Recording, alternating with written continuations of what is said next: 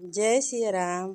आज हम जानेंगे दीपावली पर महालक्ष्मी पूजन विधि और कुबेर पूजन, दीप पूजन, काली पूजन एवं माता सरस्वती की पूजन विधि के बारे में जानेंगे। दिवाली पर धन वर्षा पोटली कैसे बनाएं ये भी जानेंगे और दीपावली की रात्रि में कौन से मंत्र को सिद्ध करें, कौन से स्तोत्र चालीसा पाठ माता लक्ष्मी को प्रसन्न करने के लिए पढ़ें ये भी जानेंगे। दीपावली के दिन क्या करें क्या ना करें इन सब के बारे में जानेंगे, तो वीडियो के अंत तक बने रहिए। चलिए वीडियो को शुरू करते हैं।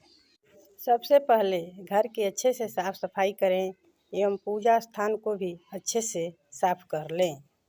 इसके बाद एक चौकी पे लाल कपड़ा बिछाएं या पट्टा पर भी बिछा सकते हैं और उसके बाद सारे सामग्री पे और अपने आप पे गंगाजल का छिड़काव करें। पूजन शुरू करने से पहले कुछ कपूर के चूरे बनाकर उसे भी अपने चारों तरफ छिड़क लें। थोड़ी पीली सरसों भी अपने चारों तरफ से एवं पूजा स्थान में छिड़क दें। इसके बाद स्वयं पूजन प्रारंभ करें। पूजन प्रारंभ करने से पहले पूजन सामग्री भी जान लेते हैं क्या क्या होने चाहिए। अबीर, गुलाल, हल्दी, अगरबत्ती, इत्र, दीपक, नई रुई की बाती, आरती की थाल, कुसा, रक्त चंदन, श्रीखंड चंदन, कलावा, रोली, सिंदूर, फूल, सुपारी, लौंग, पान के पत्ते और सूखा नारियल, फिर पानी वाला नारियल, अक्षत, लाल वस्त्र, घी, कलश के लिए आम के पत्ते और आसन, समिधा हवन सामग्री के लिए और कोई हवन कुंड भी होना चाहिए।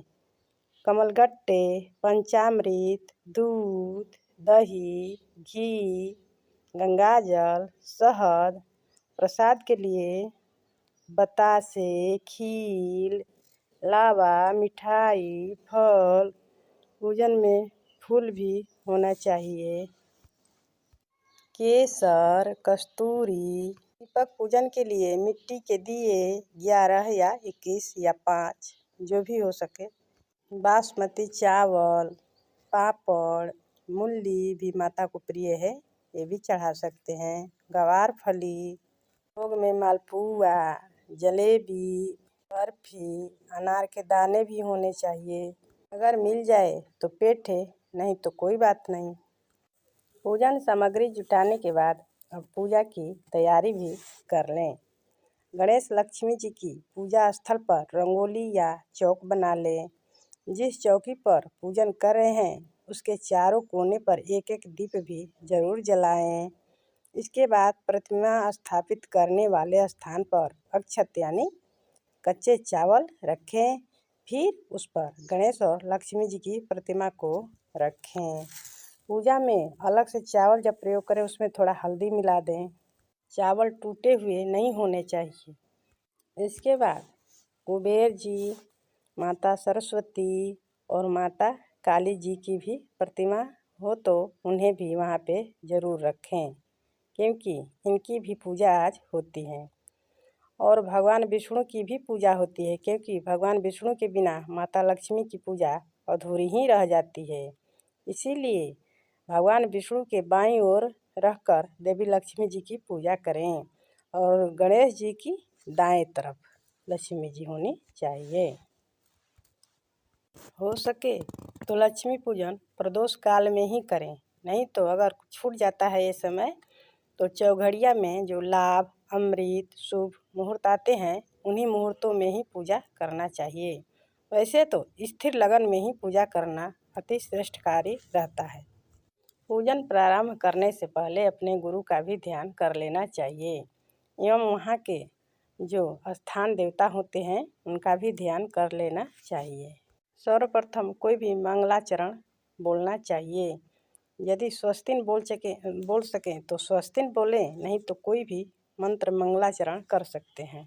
मूर्ति भी इस तरह से रखें कि लक्ष्मी जी एवं गणेश जी का मुख पूर्व दिशा की ओर रहे। प्रतिमा के समक्ष चावल के ढेर पर कलश की भी स्थापना जरूर करें। कलश पर एक नारियल को लाल कपड़े में लपेटकर रखना चाहिए। नारियल को ऐसा रखें कि उसका सिर्फ आगे की ही भाग दिखाई दे। इसके बाद 2 बड़े दीपक लें, एक में घी और दूसरे में तेल भरकर एक दीपक को मूर्तियों के चरणों में और दूसरे को मूर्तियों के दाईं तरफ करके रख देना चाहिए और चौकी पर ही गणेश जी के सामने एक छोटा सा घी का और भी दीपक रखना चाहिए। अब अपने हाथ में अक्षत लेकर लक्ष्मी जी और गणेश जी का ध्यान करें। ध्यान के बाद भगवान श्री गणेश और माँ लक्ष्मी की प्रतिमा पर अक्षत अर्पित करें, यानी चावल। अब दोनों प्रतिमाओं को चौकी से उठाएं और फिर एक थाली में रखें और उन्हें दूध, दही, शहद एवं गंगाजल, घी से स्नान कराएं। पंचामृत बना करके इन्हें स्नान कराएं। फिर इसके बाद ध्यान करते समय ही एक पुष्प आसन के लिए भी समर्पित जरूर करें। हो सके तो कमल का ही फूल श्रेष्ठ होगा। अगर नहीं मिलता है तो गुलाब का फूल मिल जाए तो भी अच्छा है। वो भी ना मिले तो जो फूल मिल जाए वही माता जी को जरूर चढ़ाएं। बारी बारी से लक्ष्मी गणेश जी को अष्टगंध से पहले स्नान कराएं, अर्घ दें उन्हें। इसके बाद दूध से, दही से, घी, पंचामृत से उन्हें स्नान कराएं और जब भी स्नान कराएं या कुछ भी चढ़ाएं तो लक्ष्मी गणेश जी के नामों को बोलते हुए ही चढ़ाएं। कुछ नहीं तो ऐसे भी बोल सकते हैं, ओम महालक्ष्मी नमः, स्नानम समर्पयामि, फूलम समर्पयामि। कुछ भी चढ़ाएं तो समर्पयामि बोलते हुए चढ़ाएं। स्नान कराने के बाद आचमनीय भी कराएं। उस समय भी बोले ओम लक्ष्मी गणेशाय नमः आचमनीयम समर्पयामि। फिर शर्करा स्नान कराएं। उस समय भी बोले ओम लक्ष्मी गणेशाय नमः शर्करा स्नानम समर्पयामि। संपूर्ण स्नान के बाद यदि अभिषेक करना चाहें तो शुद्ध जल या दूध से श्री सूक्त का पाठ करते हुए अखंड जल धारा से स्नान कराएं। मृण्मय प्रतिमा अखंड जल धारा से क्षरित न हो जाए, इस आशय से धातु की मूर्ति या द्रव्य लक्ष्मी पर ही अभिषेक किया जाना चाहिए। उसके बाद गंधोदक स्नान भी कराएं। गंधोदक स्नान के बाद शुद्ध जल से फिर आचमनी कराएं। स्नान के बाद प्रतिमा को अंग प्रोक्षण करें, यानी उसे किसी साफ कपड़े से पोंछकर यथास्थान आसन पर स्थापित करें और निम्न रूप से उनका पूजन करें। ओम महालक्ष्मी नमः वस्त्रम समर्पयामि, ऐसा बोलते हुए लक्ष्मी गणेश जी को वस्त्र अर्पित करें। उसके बाद आचमनीय जल अर्पित करें। फिर उपवस्त्र भी चढ़ाएं। वस्त्र, उपवस्त्र, मधुपर्क के बाद आभूषण यथाशक्ति अनुसार लक्ष्मी गणेश जी को चढ़ाएं। नहीं तो आभूषण के जगह पर कुछ रुपए भी चढ़ा सकते हैं, नहीं तो अक्षत भी आभूषण का मन में भाव करते हुए चढ़ाएं। इसके बाद लक्ष्मी गणेश जी को केसर मिश्रित चंदन अर्पित करें। फिर उसके बाद रक्त चंदन चढ़ाएं। माता लक्ष्मी जी को सिंदूर भी जरूर चढ़ाएं, कुमकुम भी चढ़ाएं, इत्तर भी चढ़ाएं, सुगंधित तेल एवं इत्तर चढ़ाएं। के बाद कुमकुम मिश्रित अक्षत भी चढ़ाएं। अक्षत में थोड़ा सा रोली मिलाकर वही अक्षत लक्ष्मी गणेश जी को चढ़ाएं। अबीर, गुलाल, हल्दी, ये सब सामग्री लक्ष्मी गणेश जी को चढ़ाएं। लक्ष्मी जी के हाथों में दोनों करतल में लाल चंदन का लेपन लगाएं। केसर भी जरूर चढ़ाएं। कहीं कहीं पर माता लक्ष्मी जी को हल्दी या धनिया भी चढ़ाया जाता है और भोग में गुड़ का प्रसाद भी जरूर चढ़ाया जाता है। पुष्प एवं पुष्पमाला भी लक्ष्मी गणेश जी को जरूर चढ़ाएं। इसके साथ ही भगवान कुबेर एवं माता सरस्वती जी का भी ध्यान करके उनका भी षोडशोपचार पूजन जरूर करना चाहिए। इसके बाद माता लक्ष्मी, गणेश जी, कुबेर जी, सरस्वती जी के सामने फल, मिठाई, बतासे, खीर, जो खिलौने लाए हैं वो भी ज़रूर चढ़ाएं। और जो धनतेरस पर बर्तन खरीद कर लाए हैं उसे भी माता लक्ष्मी जी के सामने रखें। बगल में झाड़ू भी रखें जो धनतेरस पर लाए थे, उनका भी रोली मोली से पूजन करें। इस दिन जितना से जितना हो सके उतना व्यंजन माता जी को चढ़ाने चाहिए। तो अपनी सामर्थ्य के अनुसार जितना उपलब्ध हो सके उतना ही चढ़ाएं। किसी भी पूजा में श्रद्धा ही सर्वोपरि है, बस श्रद्धा होना चाहिए। अगर चाहें तो माता लक्ष्मी जी के अंगों की भी पूजा कर सकते हैं। सभी अंगों का ध्यान करते हुए चावल छोड़ते जाना है महालक्ष्मी जी के ऊपर। महालक्ष्मी जी के नामों को बोलते हुए अक्षत छोड़ते जाएं। अंत में धूप दीप भी जरूर दिखाएं। नैवेद्य, फल, भोग, मिष्ठान इत्यादि चढ़ाने के बाद माता जी को तांबूल भी चढ़ाएं। लौंग, इलायची, सुपारी सब मिलाकर पान में बीड़ा बनाकर माता जी को चढ़ाएं। इसके बाद यथाशक्ति अनुसार दक्षिणा भी चढ़ाएं। कपूर से माता जी की आरती उतारें। फिर इसके बाद हाथ को धो लें। हाथ से ही प्रदक्षिणा करें और फिर इसके बाद हाथ जोड़कर प्रार्थना करें माता जी से। कोई पूजा पाठ के दौरान भूल चूक हो जाती है उसके लिए क्षमा प्रार्थना कर लेना चाहिए। पूजन के अंत में जो भी पूजा किए गए हैं उन्हें माता जी के हाथों में समर्पित कर देना चाहिए। गणेश जी एवं कुबेर जी के दाएं हाथ में और माता सरस्वती और माता लक्ष्मी जी के बाएं हाथ में अपने पूजन को समर्पित करना चाहिए। उसके बाद थोड़ा जल गिराएं। उसके बाद थोड़ा दीप पूजन भी जरूर कर लें। इसी थाली में 11 या 21 या जितना हो सके उतने दीप को प्रज्वलित कर माता लक्ष्मी जी के समीप रखकर उस दीप ज्योति का पंचोपचार पूजन करें। करते समय बोले ओम दीप नारायणाय नमः, ऐसा बोलते हुए दीपों का पूजन करें। दीपों पर भी खील, बतासे, लावा इत्यादि चढ़ाना चाहिए। दीपों से क्षमा प्रार्थना करने के बाद, आचमनी करने के बाद उन सभी दीपों को अपने अलग अलग घरों में जरूर रखें। संपूर्ण घर को दीपों से सजाएं। सबसे अंत में परिवार के सभी सदस्य एक साथ खड़े होकर माता जी की भव्य आरती उतारें। किसी भी थाल में स्वास्तिक आदि चिन्ह बनाकर उसमें फूल अक्षत रख के, दीप रख के और माता जी की विधिवत आरती उतारें। आरती के बाद दोनों हाथों में कमल या किसी भी पुष्प को लेकर माता जी के जो मंत्र आते हों उनको बोलते हुए पुष्पांजलि करें माता जी के चरणों में, फिर उन्हें प्रणाम कर चढ़ा दें। हो सके तो माता जी को यही मंत्र बोले, महालक्ष्मी च विद्महे विष्णुपत्नी च धीमहि तन्नो लक्ष्मी प्रचोदयात्, ऐसा कहकर माता जी को पुष्पांजलि कर दें। लक्ष्मी पूजन के बाद अंत में काली जी की भी पूजा जरूर करनी चाहिए। षोडशोपचार या पंचोपचार उनका भी पूजन करें। सारे पूजन के बाद अपने घर के चूल्हे जो भोजन बनता है जहाँ पे रसोई घर में वहाँ जाएं, पहले से ही उसे साफ सफाई कर लें।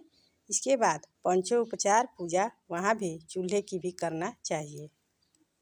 अगर चाहें तो पूजन के दौरान ही लक्ष्मी जी, गणेश जी, कुबेर जी के मंत्रों का जप करें या उनकी चालीसा स्तुति का पाठ करें। नहीं तो सारे पूजन करने के बाद भी आराम से कर सकते हैं।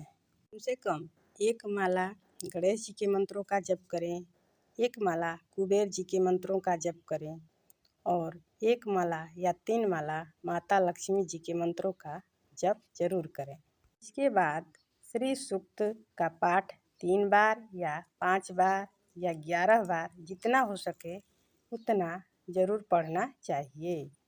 काली जी के लिए भी काली चालीसा या उनके मंत्रों का पाठ या जप कर सकते हैं। दीपावली की रात्रि में अगर ज़्यादा पढ़ना पड़ रहा है तो थोड़ा जल्दी भी पढ़ सकते हैं, लेकिन इस दिन पढ़े ज़रूर, क्योंकि साल में एक ही दिन तो दीपावली आना है और इसी दिन के जप तप पूजा पाठ से सालों भर की सारी मनोकामनाएं भी पूर्ण होती हैं और विघ्न बाधाएं भी दूर हो जाती हैं। आप चाहें तो पहले प्रदोष काल में खूब विधिवत से पूजा कर लें और इसके बाद हल्का सा भोजन कर लें। उसके कुछ घंटे के बाद आराम से मंत्र जप चालीसा स्तुति का पाठ करें। कनक धारा स्तोत्र भी जरूर पढ़ना चाहिए। इस दिन महालक्ष्मी स्तोत्र का भी पाठ जरूर करें। लक्ष्मी पूजन में जो फल मिष्ठान चढ़ाया गया है उसे बाहरी लोगों को ना दें, अलग से उन्हें देने के लिए अलग से रख दें वहीं पे और वहीं देना चाहिए। जो चढ़ाया गया है उसको बाहरी में नहीं देना चाहिए। और लक्ष्मी जी से कोई भी अपनी मनोकामना मांगे तो हाथ जोड़कर और आंख बंद करके ना मांगे, आंचल फैलाकर माता जी से मांगे और चिरकाल तक रहने के लिए माता जी से प्रार्थना करें। कलश पूजन बताना भूल गई थी। कलश पूजन करते समय जब कलश स्थापन करते हो तो उसमें भी जितने पूजन सामग्री होते हैं उन्हें भी कलश में समस्त देवी देवताओं का ध्यान करते हुए जरूर चढ़ाना चाहिए। कलश में सुपारी सिक्के इत्यादि जितने पूजन सामग्री हैं सब डालें, पान के पत्ते होते सब डाल दें। बोलिए लक्ष्मी मैया की जय। दिवाली के दिन बही खातों का भी पूजा किया जाता है, तो अगर चाहें तो इस दिन बही खाता की भी पूजा कर सकते हैं। दिवाली के दिन माता लक्ष्मी जी के कथा को भी सुनना चाहिए या दिवाली कथा भी सुन सकते हैं।